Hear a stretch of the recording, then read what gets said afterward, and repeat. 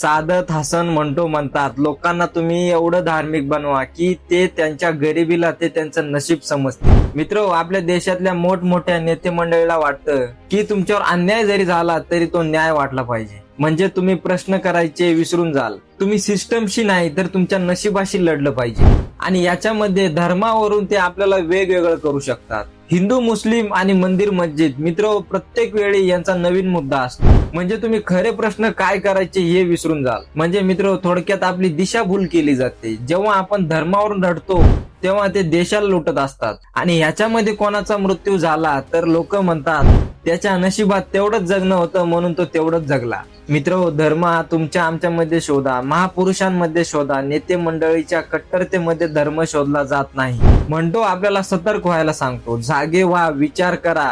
तुम्ही धर्माच्या नावावर लढणार का अन्याय, विरोध, अत्याचार याच्या विरुद्ध लढणार? काय वाटतं मित्र म्हणतो बद्दल तुम्हाला? कमेंट मध्ये नक्की सांगा. भेटूया पुढच्या व्हिडिओत. धन्यवाद.